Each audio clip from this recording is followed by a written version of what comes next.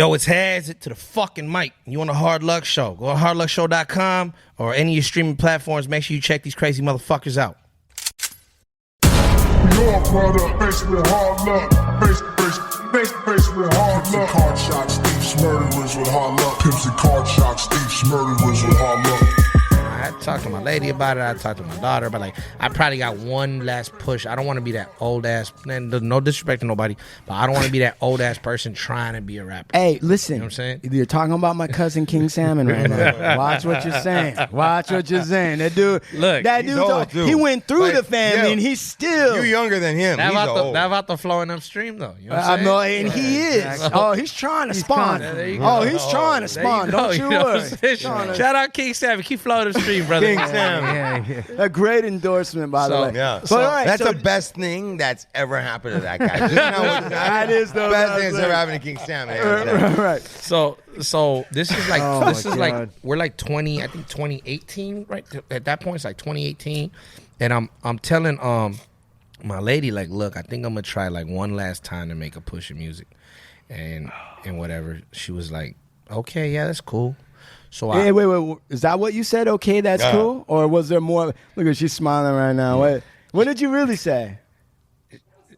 All right, she was so I mean, she could take it or leave it. She's not impressed by it. I met her. Hey, what is it about the love? Listen, what is it about the loves of our lives that we're like? Listen, I'm on a podcast. I just got done talking to Hazerd. I'm fucking S1 I'm like, I mean, when am I gonna get the dap? Like, aren't you excited yet? And she's like, no, I mean, whatever. I don't care, right? Yeah, that's what they do. Why? I think that's a person that's around for the right reasons. Like, I think that if you have somebody that's, don't get me wrong, like if you guys are into the same things and like they like music like that, and that's cool. I think as long as they're happy for your success, I think that's the important part. But to me, I don't know how I'd feel if I was dating somebody who was like a fan or a group. That shit would be weird, bro. I don't think that shit works because, to be honest with you, like the next time somebody bigger, quote unquote, or more important is in the room, they could be off of you and onto them, you know. So I think it's just when you're with somebody that's with you for you. To answer that question, so it's like 2018, and I got my boy Urban from All Angles.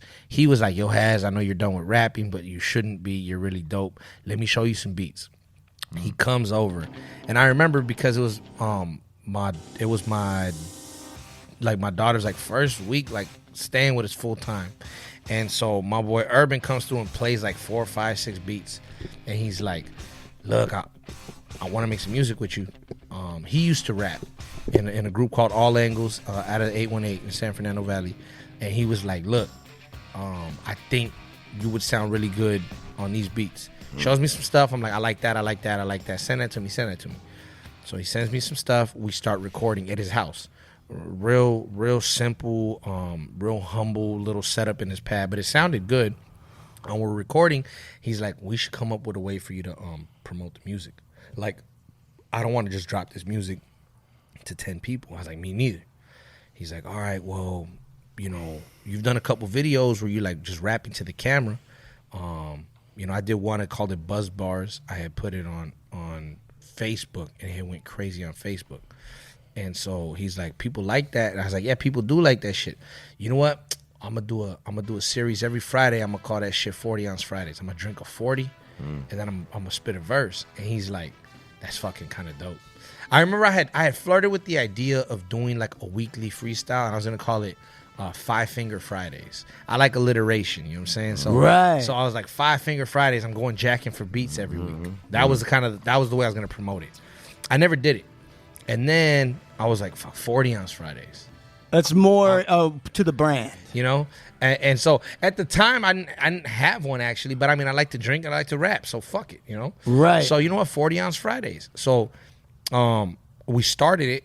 And like right away, it did really well. Like for me, I had like 600 followers on Instagram. But like right away, I was getting like 1,000 views on these videos. Right. And I'm like, holy shit, this is dope.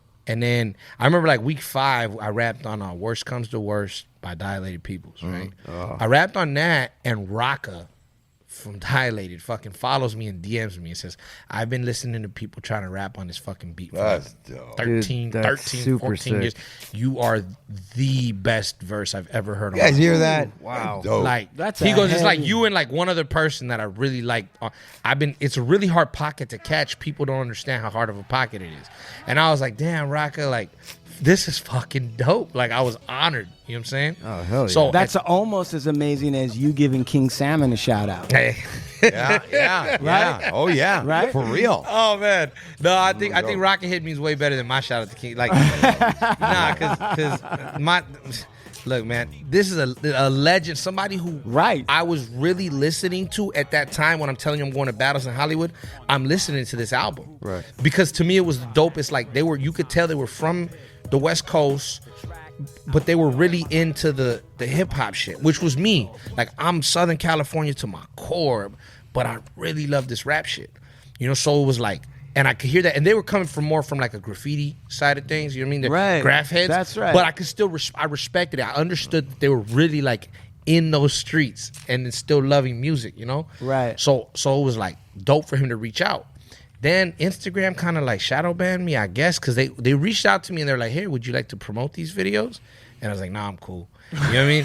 And so like when I didn't, like, it kind of got hard and they kind of like buffered my views, and I was kind of fighting with it forever. And this was, I mean, like I said, it's like 2018. Right. And so I'm doing one every single week. Hazerd versus Instagram. Not even. Like, it's cool now, but like at the time, I know they really wanted me to like pay for promotion. I was like, I just don't got the money to sit here and pay every single week to promote these videos. I'm cool. I'm gonna do me, and I'm gonna keep pushing. Right. So I kept doing the verses, and then shout out to my boy Urban. God bless his heart, because we to this day, we haven't dropped any of the music that we were supposed to fucking promote through 40 Ounce Fridays. Yeah. Like, the series took on a kind of a life of its own. And now me and Urban are sitting here with like an album worth of material, and I swear to you, I'm dropping that this year, Urban.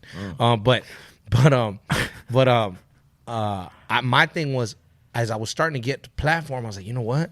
I might be able to like really create a bigger platform for myself. I don't want to drop this music to nobody. Right. I want more people to hear this shit. Right. I'm gonna keep hustling. So every single week we did it. And this last Friday we dropped volume 149. So that's 149 weeks in a row that we dropped the verse. Right. And so and what happened was what is it though? So 40 Ounce Fridays for the uninitiated. Yeah. What are they going to see? So what they're going to see is a video on Instagram every single Friday of me rapping to, you know, a hip hop beat that I like, a rap record that I grew up like. And sometimes they're not even rap records; they're like borderline R&B records. Like, I rapped on No Diggity by Blackstreet. I've rapped on I Can't Believe It by Lil Wayne and T-Pain. I've rapped on Me and You by Cassie. I try to take stuff that, you know, I was just taking like classic rap records that I loved, and then I started trying to take stuff that people wouldn't think that. Yeah, I rapped on that. I rapped on that before. Let me see. Hey, can you answer a question for me that I've always had, man? Yeah, for sure. Why aren't there more rap cover songs? Why don't we ever hear more like other artists doing what another artist did? So I think the main reason is because it does happen. But I think the reason why you don't hear like a straight cover like you would hear like Johnny Cash covering 9 Inch Nails. Right. The reason why you don't hear that is because Johnny Cash covering 9 Inch Nails, he was able to take the words and sing them with a different pain, where he like owns the song now. Like, you know, oh boy, what's the lead singer from 9 Inch Nails? Trent Reznor. Trent Reznor said, that's not my song anymore. Yep. Because the pain in Johnny Cash's voice was different. Right. With rap, the reason why I love what I do is because you're supposed to express yourself through your lyrics, right? Right. So you can't really like rap somebody else's shit, like, because that's their shit. Like, you do have, sometimes you'll have rappers pay homage, like Jay-Z's like kind of famous for it. He'll take certain classic Biggie lines that he really liked and he'll kind of flip them into his stuff. Or you'll have white like punk rock or bands do like they do a rap song. Boys in the Hood or whatever the fuck that was. Yeah, they'll do that. But hold on a second. That's okay because it's so. But not rapper on rapper. Not, yeah. But okay, because I can see where, like, in the hip hop game, there's a certain integrity to the rappers. Like, I wrote this and I'm putting this in there, right? And that's why some people catch so much shit for having ghostwriters, right? Oh, okay. But the flip side is, I was like thinking about it, and I understand what you're saying. Like, it's a particular pain, but I'm coming from the angle of they are words, and it is music, So it might be possible, and maybe it's a different iteration, speed, or slow it down, speed it up. So there have been examples of that where they take like the whole cadence. So like Hail Mary. The Hail Mary like remix, and it was a diss record of that Shady Invasion era, and I think it was 50 M and Busta Rhymes, I think, and they rapped. I love Busta Rhymes. They rapped Hail Mary, but they like changed a couple of words to make it a diss record. That's Snoop Dogg, toward Ja Rule. You know what I'm saying? Okay, Snoop Dogg did Lottie Dottie. So it's been done, but you have to be very mindful of how you do it. It can't be like a straight cover. Usually you'll take the cadence, you'll take the beat or a form of the beat, or you might use a whole different beat. And you'll take the cadence and you'll switch some words, and that's kind of how you do it. I know, shout out to my boy Slum the Resident from Echo Park. Slum has a version of Cream. Like he loves Wu-Tang. So Slum's got like his version of Cream, which I love. I think that shit's really fucking dope. It's Cream, but it's like he's rapping about being from Echo Park. You know what I'm saying? So that's dope. So like it's done, and when it's done right, it is fucking dope. Right. I think that I would say that our version of that, like the more widely accepted version, is kind of what I'm doing. Like where you do like mixtape freestyles over other people's beats. Right. And so sometimes on like certain volumes, I'll start the verse the way the rapper started their verse in their song. So I remember I rapped on DMX's We Right Here, Bring It. What? So I was like, here we go again. What did I say? Here we go again. How many weeks straight I done created murder without touching a pen? I'm a repeat offender. Fuck the street pretenders. So like I that because he started his shit. Here we go again. How many million did my last one sell? Fuck it, I'm going for 10. So like I kind of try to like kind of big up him. You know what I'm saying? Right. By kind of starting my verse the way. So I would say that's our version of I love that concept too, because honestly I've also always it resonates quicker. Right. Because it brings you into it. No, but he's also saying, like, in the sense of poetry, like, I'm taking a little bit of what you did and showing you what the possibilities are by doing something different. Yeah, exactly. And I definitely think that there's a market for taking these classic beats. I don't know why they're not licensed more, where it's like, all right, let's see what you would do. We already know what so-and-so would do with it, but what would you do with it? So the reason why that doesn't happen as much is because back in the day, the business was so bad that, like, these people that were being sampled were not fans of it, and hip-hop was so new, they felt like they could just, like, really screw the acts over. So they own, like, 100% of a lot of classic rap songs. I see. And so, like, there's a person that did that who I'm really big on, Jay-Z, when he took the sample for Hard Knock Life, right? The Annie sample for Hard, right? That sample, he bought the sample, and he basically said, "I'm gonna pay you this amount of money, and any rapper in the future that wants to use it can."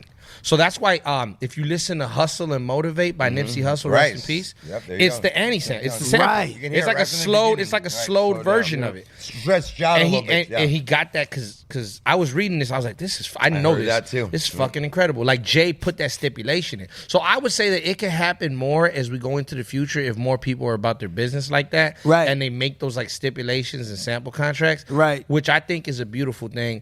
I think that's the biggest. There's a lot of like, it sucks because that's where like the business part of music comes in. Right. But there's a ton of records that just don't get released because they can't get the sample cleared. Like I think 2 Chainz was talking about how he had like this super hip hop centric album he was trying to do with a bunch of samples, and he was going to clear the records, and he's like, "Look, I got a decent budget, I got money, so I'm going to these people like, you know, let's do this." He goes, "These fucking people are like half."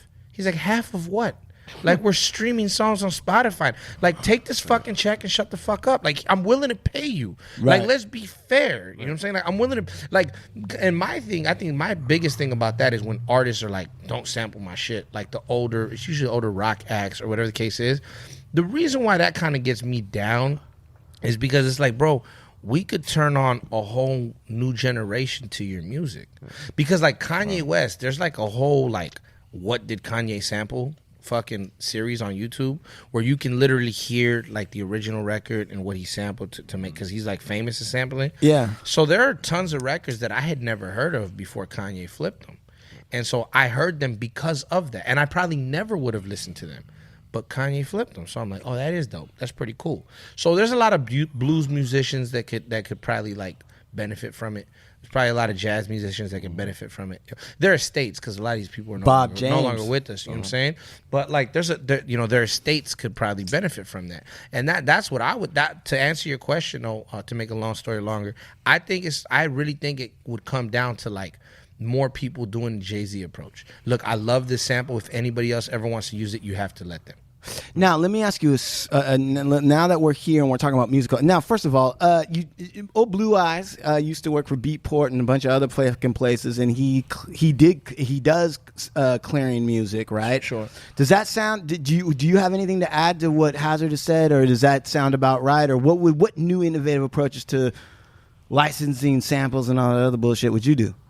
Well, I mean, there's all kinds of solutions out there, like TrackLib or whatever, that, you know, you go on there and, like, everything's already kind of cleared, and you can listen to a bunch of, like, curators. And there's, like, top dudes that are, like, known for their, like, they go through and like, collect these samples and figure out how to get them cleared, and then they go to, like, Kanye, or then they go to Dr. Dre. I actually know a dude in LA that does that. And but yeah, there's fucking look at 1,000 stories. Hazerd was looking at you like, I gotta get your card, man. Like, let me know what's up. There's 1,000 stories of dudes who, like, made a dope beat, but then they had to pull the song or get another track, get it made, or recreate the fucking sample because they didn't have the rights. Right. Yeah. And I think that, now, again, I do believe that the artists being sampled, like, deserve their credit. Sure. And we're not saying that it's not, but it's like, bro, if I take this guitar lick that I really like on this fucking Eric Clapton song, right, and I chop 3 seconds of it and I make a whole new song, that's not fucking stealing, and I'm willing to pay you for your contribution to this, but will you say that we made something new from this? You know what I'm saying? Hey. That's my only, because the only thing that I have an issue with is certain older artists. It's like, they stole my shit. No, like, come on, bro. Like, okay, I understand. Yes, we were listening. Like, I'm using him as an example. I'm not saying he's done this. Right. But let's say I'm listening to this Eric Clapton record, and I'm like, ooh, that guitar sounds stupid. Right. Run that shit back. Loop that 3 seconds right there. Stretch it and go turn it over here. My thing is, yes, you inspired it. Yeah, you should be compensated.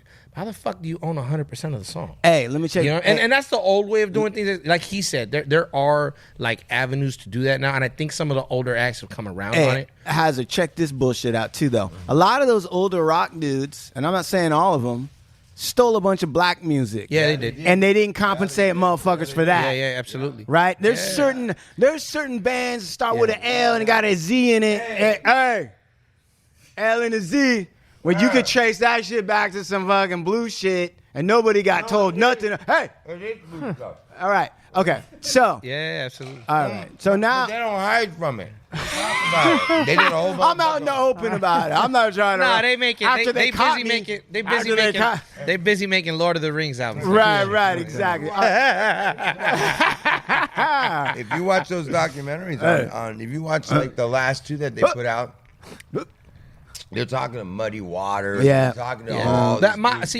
My thing with that is it took them this long. Like, if you listen to the Stones, like, you listen to the Stones. I remember, I think it was it Mick Jagger or was it Keith Richards? I think it was Keith Richards. Definitely wasn't that drummer dude with the hair. I think it was Keith Richards. He's like, yeah, man, we were just in this little 1-bedroom flat, man, listening to Muddy Waters, and we just wanted to be black motherfuckers, man. Right. Like it's so dope. Like it's dope to hear him say that. Like, but he's almost there. We just wish we were black motherfuckers, man. So like they inspire what we do, man. Well, Mick Jagger's almost like, Tina Turner. And the reason why it's dope is because like they were from the beginning, from the jump. They were like, nah, look, black music inspired what we do as the Rolling, and that's so dope to me. And now that we're here, thank you for leading us this territory. Now that we're here, we're talking about how culture intersects with right the music. Sure. This is in part starts to get into a little bit maybe about sort of what your response to Wack 100 and what's going on in the situation there. Now listen, I'm not initiated. I'm a shithead. I don't know. Yeah. So if I overspeak or don't say the right thing, no, you're good, bro. Okay. But when I'm listening, so I went on, first of all, I was listening to like, first of all, Clubhouse, right? And I'm like, fuck. Listen, I'm listening. Never again. Okay, but it's okay, right? Clubhouse, for the folks that might not know, it's like another motherfucking app where a whole bunch of motherfucking people can get onto and then start shouting at each other. Like, you know what I mean? Horrible. Right. So I'm listening to this. I'm trying to piece together what the fuck. First of all, I don't even know who's talking. That's number one. That's hard, yeah. Right. And then there's everybody starts talking, right? And there's like one dude that's like, hey, one microphone, man, one microphone, which means like everybody shut the fuck up, let one dude talk on one microphone. All right. I don't really know all the ins and outs of that whole thing, right? Yeah. But sort of what I've started to piece together and a little bit about what you alluded to earlier, Big Lux, was that in the community, right, in the Southland, which is a community that has lots of different cultures in it, right? There are some divisions, perhaps, maybe. And it relates to, for instance, African American experiences, Chicanos, and then when you start getting into the music piece, right? Now I don't know what the hell I mean. Okay, I just fucking eat cashews like anybody else. But there's terms, right, that I hear: culture, terminologies, and then also sometimes maybe I hear politics, but it doesn't sound like Republicans and Democrats. I don't know exactly what it is. So do you guys want to lay out why it was that your response on Wack 100 threaded a needle, expressed something? What did it exactly express? Before I go, Lux, what did you feel like when you listen? I love. He's drinking. Bad. He's taking a drink. He's like, it's all right. He eats on the show all day. It doesn't matter. He's been eating Cracker Jacks while you're telling stories, bro. Right. For one, approaching the conversation, there's a part of me that was like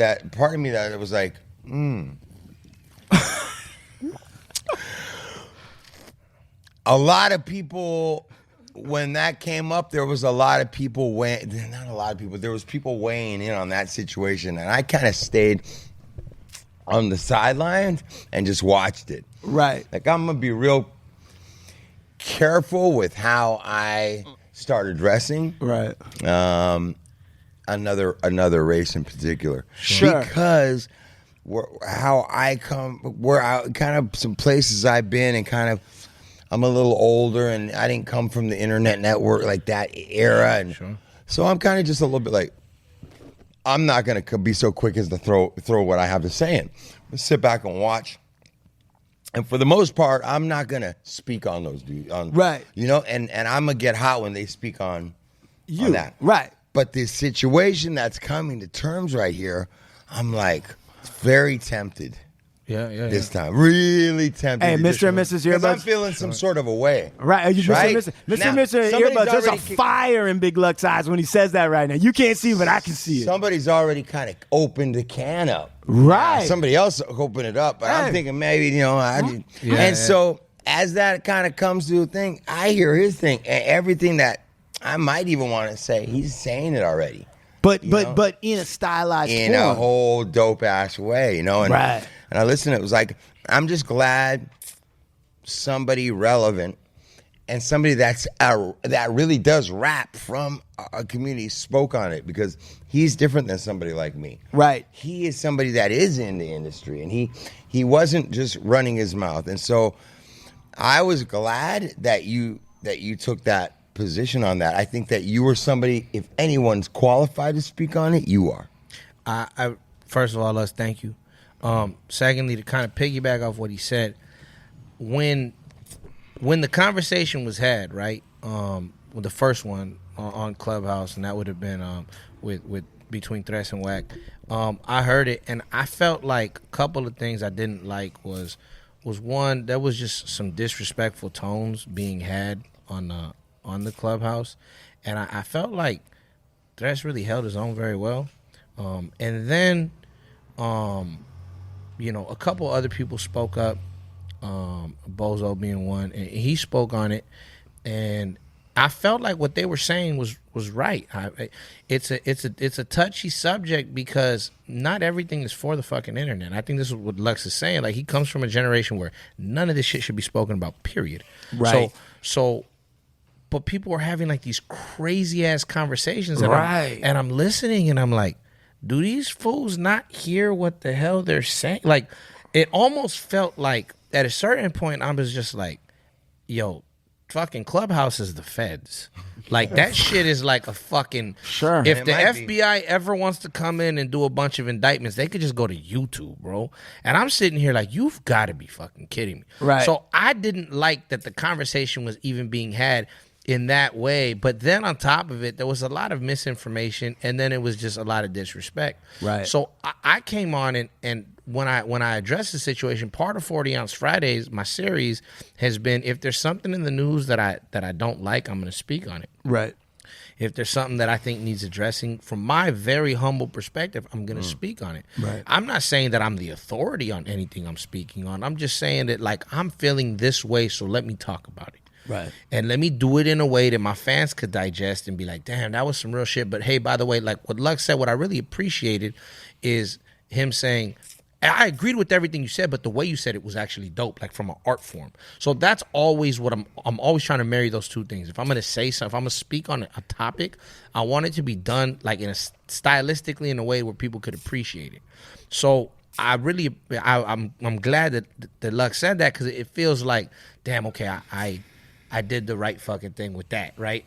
But when I did address the situation, what I tried to say was, first off, most of this shit is not even for public consumption. Right. You're speaking on things that don't need to be spoken on. Yep. But since you already did, I'm going to very succinctly address a couple of these fucking things. Yep. And that's what I did in the verse. Now, the one thing that I've been very blessed with, that I'm very grateful for, is I didn't really try to, like, I wasn't even trying to flex my pen like that. I've got verses with way more punchlines and shit like that. I was really trying to talk to this man and address what he said. That being said, I guess my lyricism did kind of shine through in the verse, because I've had a lot of people reach out like, bro, you're a rapper for real. Yep. And it's that's the dopest compliment that I've gotten from it. They were like, we can hear you telling the truth in your rhymes, but also you can fucking rhyme. Yep. So that was kind of a cool feeling. And I've had a lot of people reach out, with respects to any kind of racial tensions that might exist in certain parts of Southern California. What I would say is, as a general rule, people from both sides are just trying to live their lives. Like, you don't have, the majority of young black men in this area, or young brown men in this area. You do not have the majority of them walking outside like, we want to kill each other today. That's just not the case. Like, who the fuck wants to live like that? Is there, certain situations, are there certain situations where that may be the case, or whatever the case is? When it comes to the gang stuff in LA, what I always say is that people gangbang in proximity, right? So if you're on, on this street here, and you go to the next street over, and the very next street over, there's another, you're part of one organization, there's another organization 2 streets over, right? You don't care what they look like. You're mad because they're 2 streets over and they got the balls to have their organization. So that's the way that, and like when it really comes down to it, that's what, that's what happens, right? Is that a good or smart way to live? Fuck no. We've all kind of come to agree and understand that. Right. Is there any way that I am going to be able to walk outside and stop all of that at once? Fuck no. But what we can do is we can have certain conversations. What you can do is you can treat the next man with as much respect as you would like to, as you would like to receive. You know what's interesting? It's just interesting about what you're saying right there, and is that I agree with all of that, right? Like violence is colorblind, but the reality of human nature is such that, okay, and I get all that, and I'm sitting there wondering to myself, like, definitely you're right. Everybody's, there's a standard or a bare minimum of respect that we should give each other as just humans or Americans, right? We're just Americans. Sure. We're here in this country or whatever. Sure. Okay. But the other part of me thinks that there's so much dirt that's been done, and it's not just been from people of color and all this other stuff. It's been white people, blah, blah, blah, blah, blah, right? They did the most of the dirt.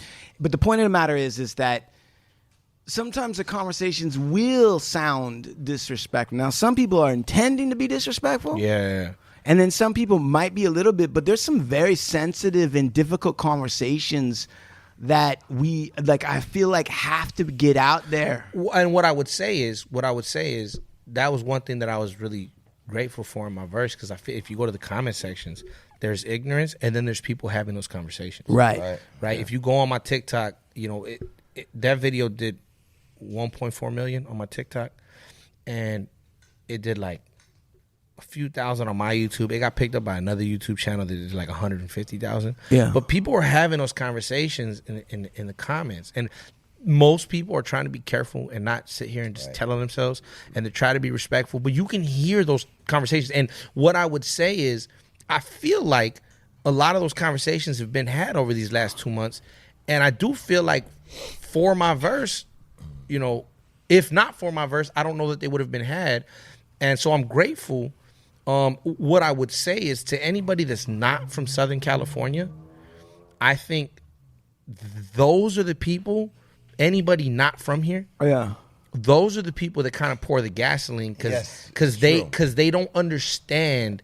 There's like a whole culture that they can't relate to. They could never grasp or comprehend. If you're from here and you're having that conversation, I'm really grateful that you are.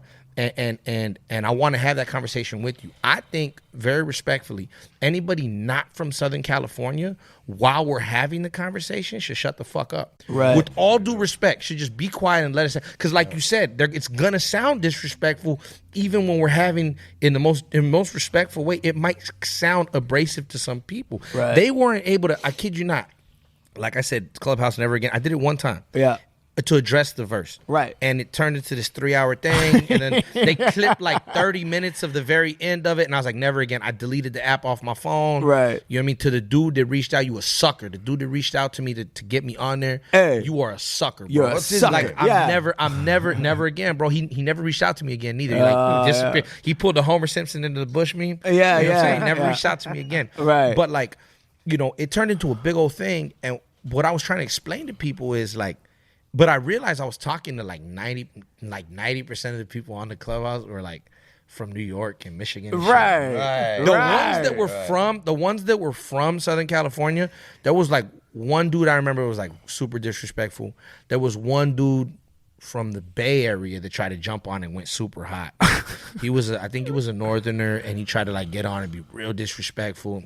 Whatever. I'm like, bro, you're gangbanging on an app, bro. Right, like, digital gangster. You're stupid right now, Right. So I just ignored him. For the most part, it was funny though, because there was a lot of older gentlemen, like a lot of older black gentlemen that jumped on, and they were just like, Hazard's telling the truth. What you guys can't understand is it just kind of these are the way things are. I can tell you, Hazerd's a good dude. Right. I can tell you just off of the way he's explained himself, and he doesn't even need to, by the way, to you guys, because you could never understand it. Right. But just off of the way this gentleman's carrying himself, like, there could be certain differences because of divisions that are here from a long time ago. Right. I can tell you Hazard's a good dude. Like, and so for me, I was like, when I heard that from multiple people, by the way, the way I looked at it was like, you know what? I'm completely at peace with the whole thing. I was over it. I'm done with it. I understand that it happened, so people are going to want to interview me about it, and I'm okay with that because I'm a man and I stand on what I said.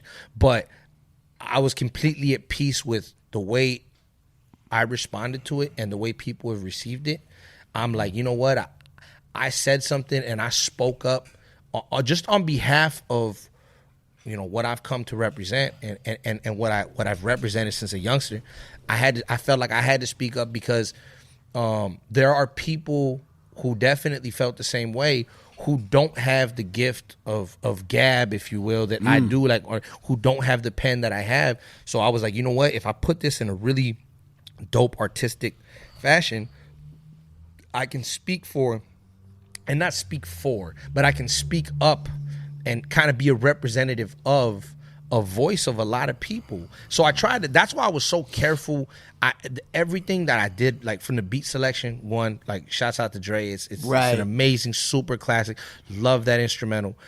Two, my tone of voice. If you notice, like, on some of my verses, like, I'll get up there and I'll get real rah-rah and I'll talk shit, you know what I'm saying? And on that verse, I tried to be super laid back, more introspective, because I was talking, because I wanted him to catch every bar. I wanted everybody to listen to every single word that I said. So it wasn't fuck you. No. It was none of that. It was more like, you're going to hear what I have to say. Right. Every single syllable, the way I put every word together was thought out because I wanted to be sure that in my attempt, it might not have been perfect or whatever. There might be people who still disagree, what have you. But I really felt like I had the weight of a lot of people on my shoulders. So I felt like I had to do my very best to kind of speak up on that. And I feel like I did. Yeah, and you know what? I'll notice. I'll tell you something, man. I watched you. That shit. Thank you. When I listened to that and when I saw that, I could tell the energy and the emotion in your voice that this was something very important to you, and you were feeling it. I gotta jump in and say a couple things because Hazerd asked me how I felt about it, though, about this situation, and it's funny because as soon as I brought the situation up to somebody, the first thing they said, and it resonated with me, is, why was that motherfucker trying to get a deal from Wack? Was the first thing that came out. Because whatever artist was even talking to him, why is he asking Wack? Or why is he complaining that Wack didn't get a deal? Not him, who this original deal was over in this conversation. I'll never say. So that was originally what people were asking for, and what bothered me was more is, how are we even in this situation where Wack can say, I'm not gonna ever, like, who's sitting across from him and having that conversation? But what bothered me about all of it was that I understand somebody like a Wack possibly having bitter feelings or being hurt. I think maybe he's been to the county, maybe he's been upstate, I don't know. Sure. But he knows what's up with, he knows what time it is. Right. And I could imagine him and any other being a little burned out because they've had to. So I want to say this. I have to say this. Shouts out my boy Tres. If you actually listen to the content of the, like, because I feel like a lot of stuff got clipped and pulled. There's a point where he said, could you see yourself signing somebody like me? Right. But he didn't say me. He said like me. Right. Because it was about being, Teresa's whole point was my point. It being indicative of something bigger than just him. And he did say, first he said like me. Right. Then Wack said, well, who's this? You know, whatever the case was. He said, and he goes, you know, are you, you such and such, you got such and such affiliation. He's like, yeah.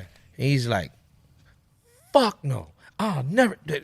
So then he actually says the words, okay, End of conversation. Right. He says that. Okay, end of conversation. I heard that. Then after that, the reason why, because I think Tres's thing was, if the only thing that that Tres I guess could have done at that point is hung his phone up or turn the app off, right? Right. But this dude kept woofing, so Tres was like, "Well, hold on, dog. Like, hold on. Like, you're not just gonna sit here and punk me. Right, so I'm gonna speak up on." right. So Yeah. in fairness to him, he said, "Hold on, dog." And so then he started making points, and what Tres's thing too was like you on like an old type of time, bro. Like you said, you might be bitter about something. Like these youngsters out here are about getting money. You know what I mean? And they got it right. Like you see somebody like what's the Cambodian dude's name from Long Beach? Oh, Lil that did with Mozzie. Is that Stupid Young? Yeah, Stupid Young. yeah. Yeah, Okay, yeah, so yeah. he Mando. he got to join Mando. That's man, I love that record. Dude, I love Mozzie. Yeah. So he did a record with so he's got a record with Mozzie, right? There's sometimes there's tensions there in Long Beach, right? He's got another record with Drummer Boy, Right. Stupid Young. So like you got people that are out here like Crossing. Yeah, you got people making music because music is music at the end of the day. And if you're really an artist, like if you're really actually an artist, not just like a street dude trying to like make some music, but you're really an artist, you're gonna go work with other artists that you respect. You're just gonna do that. So like I think that was Tres's point. Like, what are you talking about? There's been a bunch of back and forth across street lines and what have you because the music is the music. And so I think that because of the whole one mic thing, they kept talking over him. Right. So some of his bigger points really didn't get across. So see- go ahead. So I want to go on to say that I understand if he's bitter. He's an older dude. He went through a certain time. And you're going to be bitter maybe about those dudes if you ain't us. You get what I'm saying? Yeah. Sure. So great. The part that starts to bother me is that however he feels, the fact that he would say, "Oh, hell no," and even utter that out of his mouth caught my attention. Sure. How does that dude get out? Now, I'm just going to say this to be said right now on my show. If you're not from here, then you don't really understand it, kind of like what he was saying. Right. If you're from here, you're not running no shit like that. It works one way out here. Yeah. It works one way. And that dude, like, whatever he wants to say or get, it just works one way. And to have somebody like that starting to kind of call out and say things like that, I was just like, I was offended by it. Right. Completely. I think he has no business. I think he doesn't need to be uttering shit out of his mouth. If he feels like that, we kind of already have a feeling that you feel like that.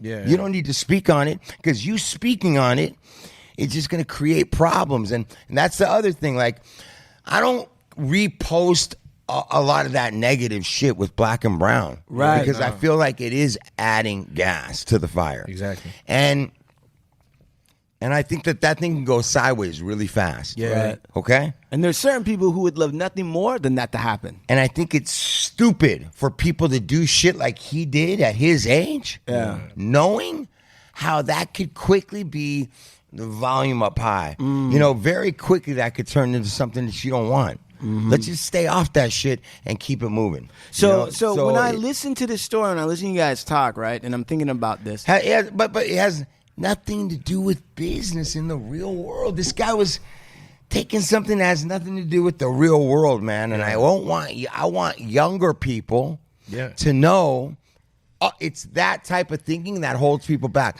All money's green. Like, that doesn't exist in the real world. Or blue now, right? Right. It just doesn't. It's so ignorant. And I'm going to say right now, man, that dude's ignorant for saying it, for speaking on it, for answering that question. That's an ignorant dude, and it really got me hot when words were coming out of his mouth that shouldn't be coming out of his mouth. When I was looking at it, right, and I'm looking at it from the outside, I'm not a part of any of those, anything, right? I'm American Indian, right? But so I'm looking at it and I'm like, part of the thing is, and I'll just say it, right?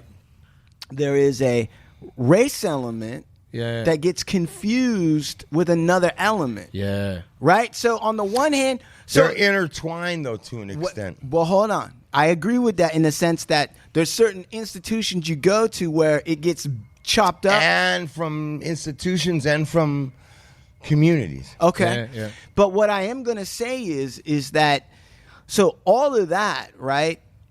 If we wanted to keep the gas off certain things or like de-escalate so we can get going, it would be to do a very careful job of saying, okay, what you're offended by or what you're trying to offend is a race thing, really. That's really maybe what's going on. I'm not saying which one or whoever, right? Yep. But I'm saying, to detangle that now should maybe be an advancing step so that we can look at the color of money instead of the color of people. And what I would say to that is that's been happening. Right. That was why he got so upset. That's why I was so hot. Exactly. It's been happening. You have several examples, especially it's gonna be in hip hop. That's gonna be the forefront of it because we're on the West Coast and everybody's a rapper out here. Right. But it's been happening. All you got to do, you can go back to like, have you guys seen the is it L.A. Originals? Yeah. You were talking about Esteban Oreo. Yeah, he was just on the show last week. Shouts out to a legend and shouts out to Mr. Cartoon. If you look at when they had their dope ass, I'm sad that I never got to see it, but when they had their compound, Soul Assassin Studios, okay, right? When they had that joint, you had every person of any color you could think of going through that joint, Cypress and this Hill. was at a time when things were way more tense in the street, Yeah, there you go. way more tense, and you got Cartoon tattooing 50 Cent's back, Right. You know what I'm saying? Right. Putting his whole neighborhood on his, he's from New York, putting his whole Southside Jamaica Queens on his back. Right. You got Esteban Oreo shooting all of these people. Mobb Deep. You know what I'm saying? You got Mobb Deep coming through. You got and then you got a Cypress Hill coming through, and then you have Cartoon's homeboys coming through, and you have Esteban Oreo, his people coming through, and you got the Booyah Tribe coming through. Right. That was 03. That's 02. We always practice. You know what I'm saying? Shit, dog. So it was for us. I think the reason why me and Lux were so, and a lot of people were so offended by it, it wasn't because we were sitting there like, none of what you're saying is true. You need to shut up.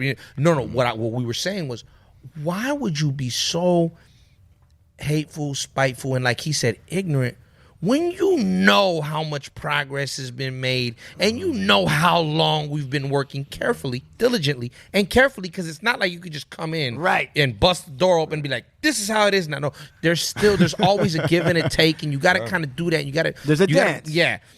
But you know how long we've been dancing. Right. So it's like, bro, what the fuck? Like, that was what the fuck was what caused that verse. I have these conversations, similar conversations with Burner. Yeah. About San Francisco. Yeah. And about So some of our guys too have said even in the high schools they've seen a new level of separation that really wasn't there 10, 20 years ago in the way that the high school kids are starting to separate themselves. Mm-hmm. So what I would say is we probably should I think this is a great thing that we've all said, and I think that on some level I think that, and I'm gonna be real with you, and I'm not gonna go on a long soliloquy, Sean, okay? But cue up the King Salmon if Hazerd has it in him still after all the great shit he just said. If he still has maybe a little flow, maybe he's gonna show somebody a little something, maybe, I don't know. I won't put you on a spot, but I just did. But the thing is I think there's something structural, right? It's not just your guys' culture and situation. I feel like I've been seeing it in a lot of other sectors too, which is like this movement that has been going on, somehow it's being pushed back. Somehow it's being pushed by forces. And you're saying like, well, how could some one individual, right? Yeah. But the trick of some of the stuff that goes on is that you kind of, it always seems like there's one bad apple and that somehow has fucked everything up. But if you step back far enough, you can see that there are things in place where it's actually systemic. Yeah. Right. And so, okay, you hit the word. I think what it is because hip hop music, the hip hop culture and rap music has become so predominantly, what we in America really look at as pop culture. Like if you listen to pop music today, right? Pop music in like 92. Pop music in 92 sounded like country or soft rock. Sorry, pop music today, Nirvana. Pop music today is like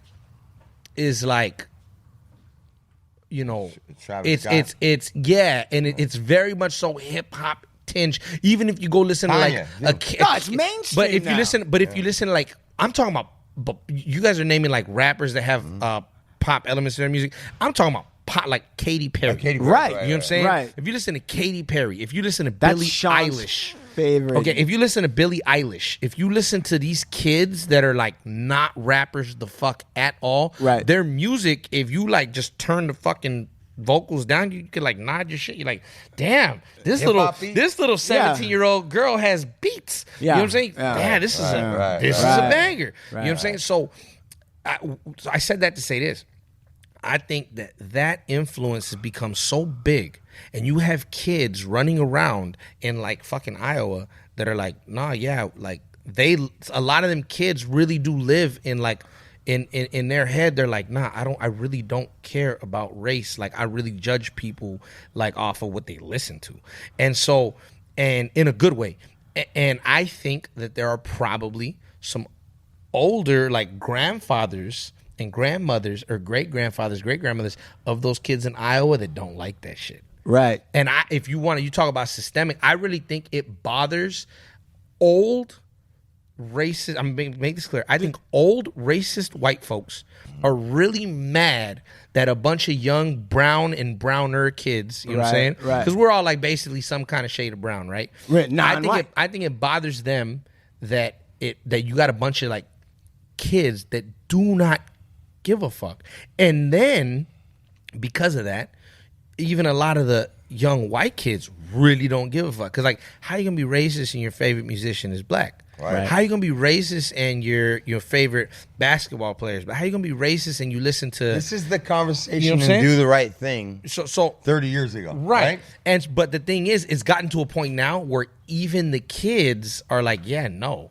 You know what I'm saying? Like, nah, like I like to wear Jordan retros and I like to listen to a Drummer Boy. Or I like to listen to Stupid Young. But it's kind of like Schumahan said, that when all this happened with Floyd and all this with that it was like the young people of today, like my daughter, thought racism was gone. Right. Yeah. You get what I'm saying? Yeah. And then all this was like a reminder that it was really just under the surface. Under the surface, yeah. And they're pissed off. Yeah, and I think that the reason why the old racist folks are trying to go so hard to push that division still is because the young kids are like, nah, fuck that.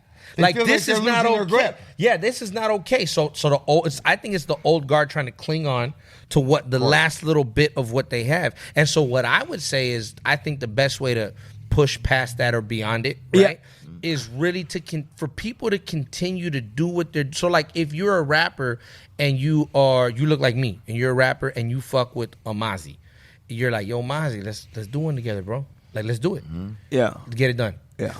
If you're an artist, if you're a photographer, right? You're trying to come up, and whatever the case is. Listen up. There's a young black kid around the way, and you heard about him, and you like the way he dresses, and you think, hey, bro, come here, let me shoot you. I think that's the way that you like do it. I think if you're lucky and you got a podcast, you're like, you know what? Let me bring on different guests, right? That I can and let's have these conversations, right? I think I think that is the one and only. You got to like address it head on, And I don't think you have to like every fucking podcast. I get that I'm here because of the response, and it ended up happening that way. It's how you heard about me, so of course we're gonna address it, right. I don't think every single podcast every single time even has to be a deep convo. No, it could literally be like, hey bro, so like tell me about where you're from, tell me how you grew up at, and fucking like, oh, so you a Lakers fan, or you know what I'm saying, or are you a weirdo and you like the Clippers? Like, I'm sorry. No. That's true. He's wearing everything Lakers. Everything Lakers right now. You know what I'm saying? I had to throw the shot. But it's like, like you could just sit there and just fucking bullshit with people and sit and like talk to them and treat them like human fucking beings. And I think that the more that happens, like the old guard is probably going to try to cling even harder. But at a certain point, like their grip like is because they're going to die. Exactly. And you can't hold the grip when you're dead. Exactly. I think that a big overall something that we want to do with this show is that ultimately we're trying to show people that everybody's fucked up. The same. Right. Same, but a different kind of fucked up. Right. But we're all ultimately, and this is a space where you get to hear. If you could stop for an hour and listen to somebody, you're going to get to maybe understand through this show that they might be just like you. Right. But they just live somewhere else and dress differently. And but they think the same way, you know. So and I think that it's the reason I think why like rap is such like a universal art form, because you do have kids in a fucking trailer park in Arkansas broke as fuck, so they can relate like to the broke kid in Philly, to the broke kid in Philly, to the broke to the kid in New pro York. kid in Berlin. You know what I'm saying? The German rappers, man, those guys are fucking crazy. You know what's crazy? You know what's so dope about like fans over there? Like I did some songs that got released in Croatia with my boys from all angles. Right? We dropped some shit. Man, they fucking love rap. Really? Right. You want to talk about like, oh, I'm from the hood. These fools are from the slums. Right. Like, right. Buildings are like fucking torn down. You know what I'm saying? they're running around with little AKs. Yeah, exactly. They're like, oh, I relate to this shit. I had my first Glock when I was 7. Right. I brushed my teeth with a Glock. Yeah. So it's like you could really relate, right? So it's like that's why I think rap is such a universal art form, and I think it's why so many people try to tear it down so much. Is because anywhere that you have people that are either displaced, downtrodden, looked over, rap is always going to speak up for them. Even if you have the stuff that's maybe more commercial, more materialistic. A lot of I never begrudge anybody. A lot of people say, yo, you're not rapping about ice and cars and shit. That's why I fuck with you. It's like, well, at this point in my life, I don't have any of that. It would be fake if I did. But what I would say is a lot of the commercial stuff in rap is aspirational. Like I was on the block and I was doing this, and now I'm in a Rolls. So if you can actually pay attention, I understand that it sometimes might not be the most ideal logic. It might be flawed, but I can get that. Like we were talking about going to Cozumel. Yeah. You understand what I'm saying? Right. Like how you were like, bro, how dope of a moment was that for you? Well, maybe for some people, it's not a trip to Cozumel. For some people, it's like, I remember the first time I bought my first Cuban link chain. You know what I mean? And so, but, and you're right. It's aspirational, and that makes a total sense. And I'm not saying, I'm adding on to what you're saying, which is now we're talking about the American dream, right? Yeah. Okay. And so on the one level, you're right. Like if you don't have, and you come from a poverty background, right? Artificially created poverty background. Sure. Okay. So you are maybe in some ways going to rap about materialism and say like, hey, I'm going to buy this because that's going to be a badge that I've gotten ahead, right? Sure. The flip side is the fucked up thing, and the power of this system that we have is that it can so easily co-opt you. As soon as you know what I mean? And it has, man. Like sometimes I get tripped out. You know, I used to be on that shit where it was like, hey, don't give, the Beatles or the Stones a hard time because they're fucking doing a Geico commercial with their music. It's introducing young kids. But there was a time, man, when musicians would be like, nah, fuck that. I ain't doing that. We ain't about that, motherfucker. And so some of what I think about, I just think like you have to be careful with it. Hey, wait. I told him to go ahead. No. Oh, well, let's do that. So if I did, I fucked up. No. Just don't take it out on him. No, it's good. No, I'm not taking it out on him. Mixed messages over here. No. Send the guy's only doing what he's told. No. Send the play the thing. Oh shit! Yeah. Let me get out of there. No, wait. I mean, I don't want to put homeboy on the spot. Is this just the instrumental? But this is the instrumental. Yeah. Oh, did you want me to play the Matt one? No. Isn't this the instrumental? This is the instrumental. Yeah, he made this. It did first. Salmon. Just listen to this for a second. This is King Salmon's beat. This is King Salmon's beat. My cousin who's still trying to be a rapper. You don't have to judge. We're not giving you his fucking shit to look at because I know you respect artists at all levels. But does this beat give you any feeling, or do you get anything from this, or is this? It sounds different than what you normally work with. Yeah. Yeah, it's more trapped out. Like it's like spaced out, kind of trappy.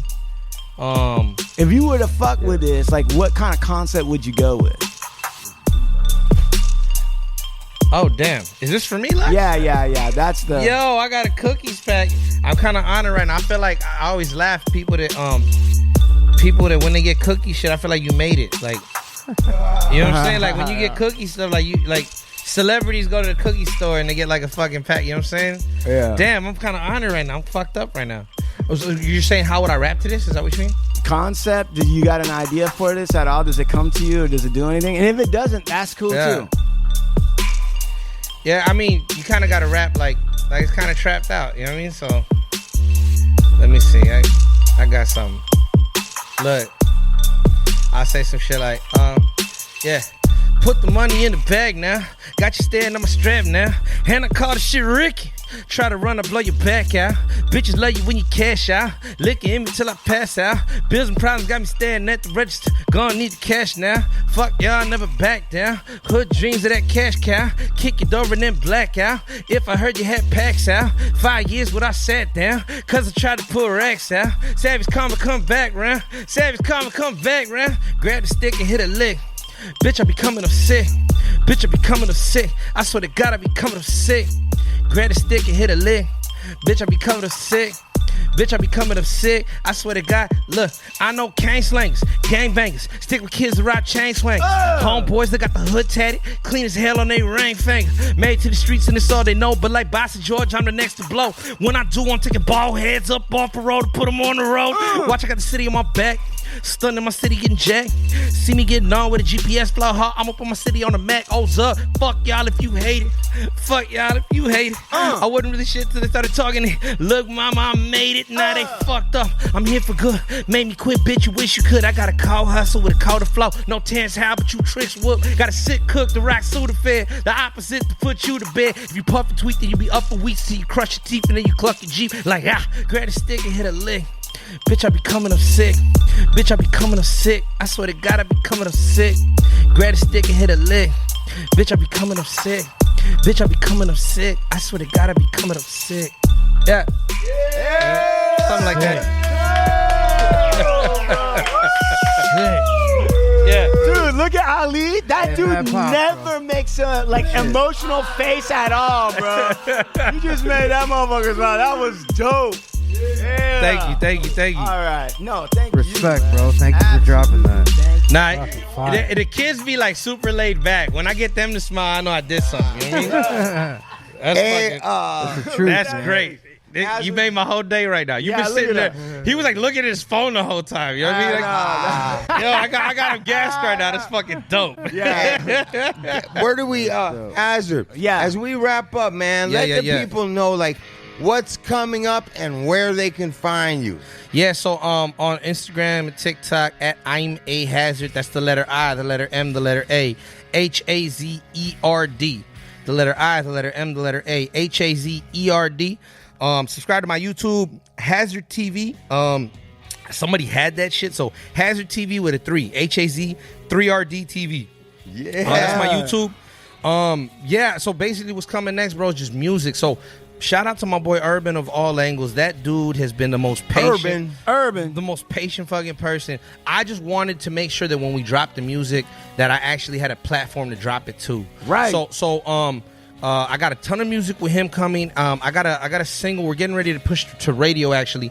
Like, that was the whole reason I took a little vacation to Cozumel. I wanted to recharge because I'm not going to stop. Like, my flight landed last night at midnight. I'm here this morning. Wow. You know what I'm saying? I'm here this morning. Right. And then tomorrow, catch me on Skid Row. We doing a give back to the homeless. Shouts out my boy. He's on the Mayans. I know his last name. What's his first name? Hold on one second. So the homie hit me up. He's like, "Yo, Hazerd, come through. We feeding the homeless." Carvajal? Urea. Jorge. George Urea. Okay. So this gentleman here, guy on the left. Okay. Yeah. Good. All right. Guy on the left. See, Come on, man. George. So Guy on the left. Shouts out my boy George. He hit me up like, "Hey, bro, could you come through?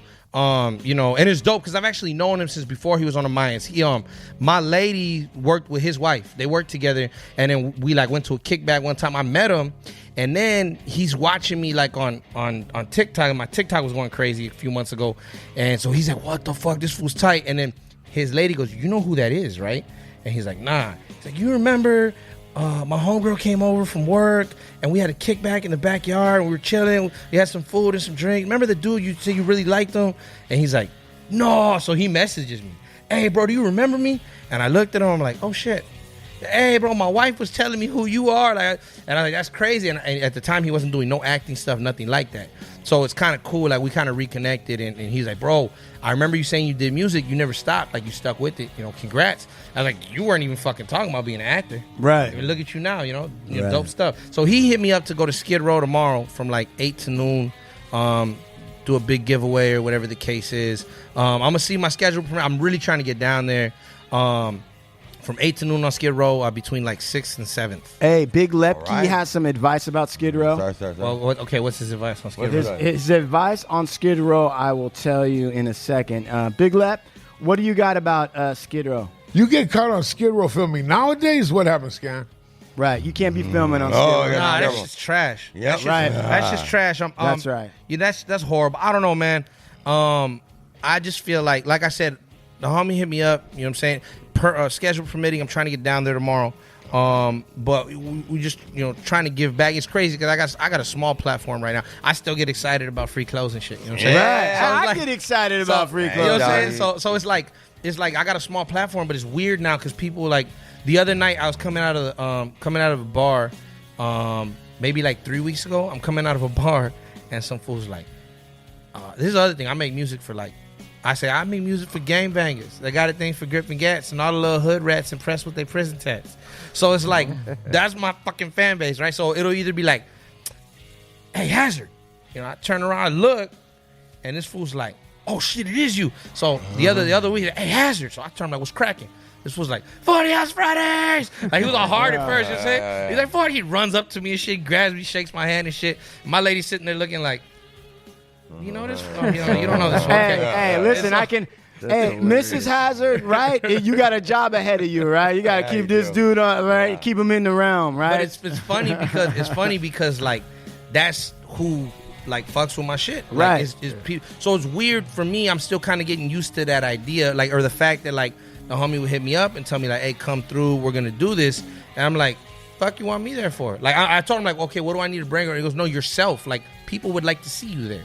Right. Like, fuck, nobody want to see me. You know what I'm saying? Hazerd. You know what I'm saying? So it's kind of a blessing for me, right? Like, so to me, like the least I could do is show my face, right? Right. Thank you for showing your face on a Hard Luck show because, brother, you blessed us with talent, knowledge, and wisdom. Yeah, and we'll have them back on. Oh, hell yeah! You're welcome to come back on.